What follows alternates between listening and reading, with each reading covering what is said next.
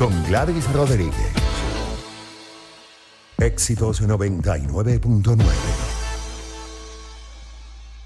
3:33 de este martes 12 de septiembre y pongo en contexto la siguiente entrevista, o la primera del día.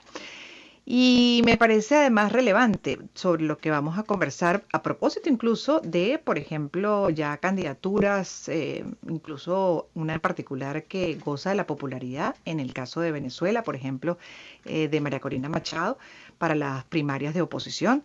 Lo que es el peso, la fuerza de y lo que representa la mujer en la política en general. Leo estos datos interesantes. Según Naciones Unidas, mujeres, la participación y el liderazgo de las mujeres en la política y la vida pública en equidad son fundamentales para alcanzar los objetivos de desarrollo sostenible antes de 2030. Es decir, la realización de este derecho es la mejor oportunidad que existe para afrontar los diversos y urgentes desafíos de nuestra época globalmente, abarcando desde crisis económicas, carencia de atención médica hasta el cambio climático y la intensificación de conflictos. Sin embargo, aunque no cabe duda de que las mujeres poseen perspicacia, aptitudes de liderazgo necesarias hoy en día para afrontar esos problemas y cumplir esos objetivos, los datos revelan que su presencia es insuficiente. Es el caso de Venezuela y de muchos otros países en todos los niveles de toma de decisiones del mundo y, como estábamos refiriendo o estoy refiriendo, también el caso que nos interesa, Venezuela. En particular, en el caso de la región latinoamericana, la paridad de género en la política está aún muy lejos de ser alcanzada. Por ejemplo, en 1948, Cuba marcó un hito al nombrar a la primera mujer en un ministerio o secretaría de Estado, aunque desde entonces se ha producido un aumento paulatino de la participación femenina en los gabinetes ministeriales en toda la región. En los últimos 3 periodos de gobierno, este incremento ha sido modesto y lamentablemente esta realidad sigue estancada a todos los niveles, ni hablar de las presidencias, por ejemplo, de los países. Y ahí me detengo para, por supuesto, consultar a una mujer, a María Verónica Torres, quien se ha especializado en Constitución, es profesora universitaria, consultora política, justamente sobre el liderazgo y la participación política de las mujeres en América Latina. ¿Qué podemos aportar hoy en día, ¿no? Y cómo está el mundo, además, cómo están los países y cómo está la región latinoamericana, particularmente nuestro país, Venezuela. Bienvenida, profesora. Buenas tardes. ¿Me escucha? Creo que tiene el micrófono apagado.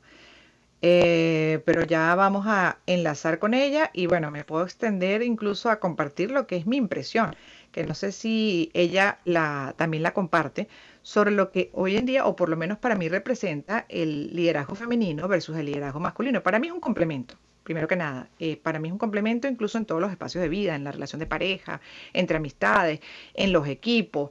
Y en el caso de los gobiernos y además en un rol como por ejemplo la presidencia de un país, ¿qué siento yo que puede aportar diferente la mujer? Que hasta ahora en Venezuela no lo hemos experimentado, versus el hombre, que lo que representa, por ejemplo, es la figura masculina. En general y de acuerdo al comportamiento que hemos visto a lo largo de nuestra existencia, el hombre tiende a buscar el poder en sí mismo, ¿no? Esa necesidad del poder, de sentir que tiene el poder. Y creo que la percepción de la mujer en esa búsqueda del rol, por ejemplo, de mandatario, no es con la finalidad de tener el poder en sí mismo, sino ver qué se hace desde ese rol de poder para beneficiar desde un concepto muy maternal a toda la población. ¿Me equivoco en la percepción? Bienvenida, profesora, ahora sí. Hola Gladys, Ay, ay, ay, ay, ay. A ¿me veces la escucha? comunicación nos juega. Ahora sí, profesor, la escucho. Bien, Ok, adelante. perfecto. Mira Gladys, efectivamente, o sea, ¿qué podemos aportar las mujeres a la política? Bueno, en primer lugar podemos aportar profesionalización con una mirada detallista propia de el instinto femenino, propia de la naturaleza femenina, pero Ujú. además una visión de familia, más en Latinoamérica, donde la realidad es que son las mujeres el sostén de familia. Tú decías hace un rato, bueno, los hombres buscan normalmente el poder, las mujeres están pues más llamadas a la construcción de ciudadanía, a la formación de valores democráticos, a la formación de valores ciudadanos. Y bueno, sí, efectivamente, eso es una visión, pero las mujeres podemos ir muchísimo más allá. Tenemos ejemplos en el mundo, o sea, un ejemplo que las mujeres tenemos que tener así como en las mujeres que estamos en política, que tenemos que tener cardinalmente es a Margaret Thatcher, por ejemplo. Mm. Sí, o sea, se puede pensar que el hombre busca el poder y la mujer es un poco más solidaria, pero sin poder no podemos hacer nada. O sea, el poder es bueno, el poder es necesario para ejecutar el bien común. Y en este sentido, las mujeres tenemos una visión preciosa y es que logramos integrar, como integramos en nuestras vidas, todos los aspectos de la sociedad.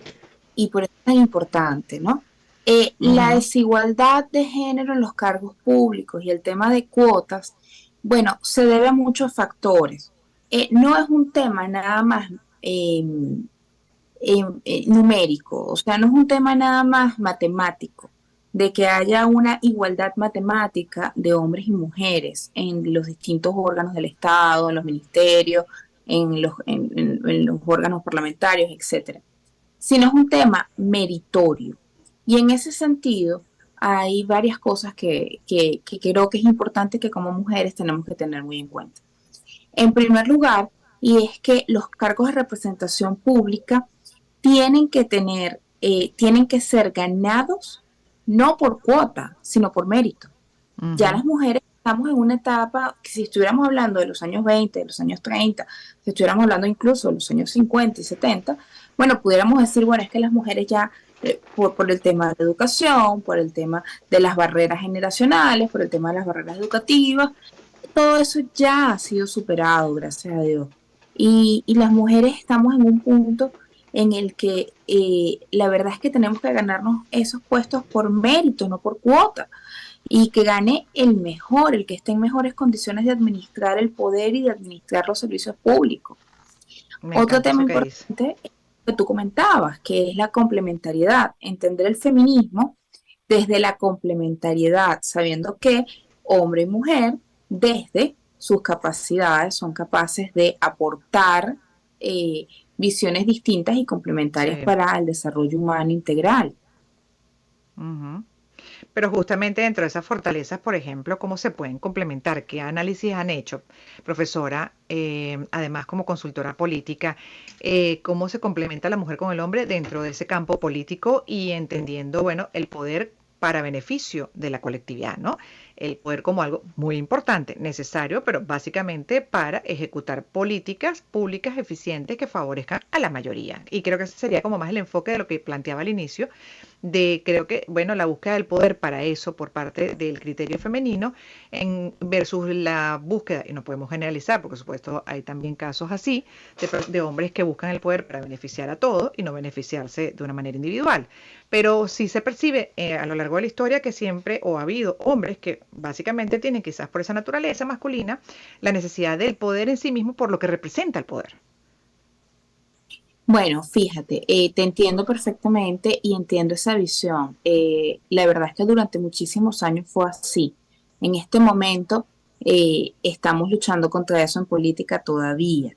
Ujú. En los países donde hay una mayor calidad democrática, por supuesto el tema de la mujer tiene mayor cabida. Una cosa que ha afectado mucho en oposición y la percepción ciudadana que tenemos, por ejemplo, es que en las negociaciones que hubo entre Un Nuevo Tiempo y Enrique Capriles, entre Rosales y Enrique Capriles, no hubo representación femenina. Cuando de los 8 candidatos que tenemos confirmados para las primarias, hay 3 mujeres. Y 3 Ujú. mujeres que reúnen buena parte de los sondeos electorales, Ujú. ¿no? Entonces, ¿cómo se puede interpretar? Bueno, en primer lugar, sí, la política ha sido un mundo de hombres, pero el poder también ha sido un mundo de mujeres. Y en Venezuela tenemos grandes ejemplos, por supuesto. Tenemos ejemplos como Sofía Inver, por Ujú. supuesto. También tenemos a Mercedes Pulido de Briceño. Tenemos a Teresa Albanes, que todavía sigue dedicada Ah, al no, si bien nos común. ponemos a mencionar, se nos van muchos programas, porque la lista es larga de mujeres talentosas, referencia, que deben ser referencias justamente por lo que ha sido una actuación extraordinaria. Así es. Entonces, ¿qué es lo que afecta el liderazgo de las mujeres en política en Venezuela y sobre todo en el contexto de las primarias? Y es que no sean tomadas en cuenta en todas las reuniones cuando tenemos 3 mujeres, y en particular una que aparentemente reúne la mayor intención de voto. Entonces, aquí es el mensaje importante sobre la visión del feminismo en política. Y es que estas mujeres se lo han ganado por mérito propio la posibilidad de la candidatura presidencial y no por cuotas. Y ahí es donde más molesta que no sean tomadas en cuenta en todas las decisiones que se hicieron en política, por lo menos en el contexto de la primaria, que se están haciendo ahorita, en el contexto también del consenso. Hace poco, con el nombramiento de esta forma de asamblea de la oposición, de asamblea legislativa, también hubo un nombramiento de mujeres y la verdad es que fue de cierta manera lo que suele llamarse discriminación positiva, porque utilizaron la feminidad como como una especie de engranaje para lograr ternura, bajar las presiones, cuando se piensa que va a ser mucho más débil que los hombres, y no fue una decisión tomando en cuenta las capacidades políticas de las mujeres que están en esos cargos. Entonces, sí, tenemos mucha batalla que dar en Venezuela y en la oposición más frente a menos de un mes de las primarias, por ejemplo. Que sigue sin leer correctamente entonces lo que es el sentimiento nacional, que está evidenciando con lo que dice, por ejemplo, de acuerdo a las encuestas, una tendencia a seguir, a apoyar, en este caso, a una mujer que, como bien dice, se ha ganado el puesto y el reconocimiento y el apoyo, básicamente por un trabajo, una trayectoria a largo plazo y a pulso, ¿no? Por un esfuerzo a pulso que ha venido haciendo por los cambios en el país. Y además por una profesionalización del servicio público. Sí, nos queda un camino larguísimo para que las mujeres seamos realmente reconocidas en política. Sin embargo, creo que el camino es meritorio, como estábamos hablando precisamente, y no por cuotas. Porque, ¿qué es lo que pasa cuando empieza a plantearse el tema de la participación femenina por cuotas? Que pasa de ser meritorio a ser pasa de ser meritorio a ser utilitario. Utilitario al poder femenino, utilitario de la inteligencia femenina, utilitaria de la profesionalización femenina. En la democracia... Como un recurso. No es, exactamente. La democracia no es un asunto de números. No es más democrático el país que tiene más mujeres en el Parlamento que el que tiene menos. Es más democrático el país que tiene a los mejores parlamentarios a favor de la democracia que el que tiene estas cuotas de paridad. Sin embargo, volviendo al tema, lo que estamos viviendo en Venezuela, de que en las grandes reuniones se ignore, por lo menos en el caso de las primarias, que es lo que tenemos más cercano, se ignore el liderazgo femenino, es muy grave.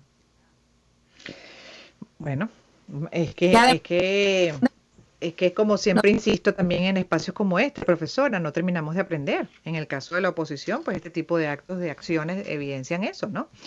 Esa falta que hay todavía a identificar esas debilidades, esos problemas por los cuales incluso ya muchos se están manifestando en contra y con las primarias, decantando además lo que es la voluntad popular, hacia dónde está el interés nacional, hacia dónde está el electorado apuntando justamente, y así se lo está mostrando en esta carrera electoral de cara a esas primarias para el 22 de octubre a la misma oposición, y en este caso de ese liderazgo masculino y de una coalición que está desgastada.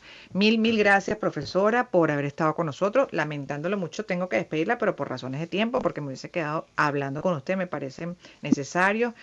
y muy nutritivos este tipo de análisis, en este caso de quien es constitucionalista, profesora universitaria, consultora política, y hablando de las fortalezas del liderazgo y la participación política de las mujeres en América Latina y cómo debe ser además contemplado, ¿no? Desmontando esas falsas creencias todavía y ese machismo, esa resistencia instalada en la cultura local, nacional, regional, latinoamericana y se podría decir también que en muchas partes del planeta. 3:48 minutos, vamos a hacer publicidad y luego ya con la entrevista donde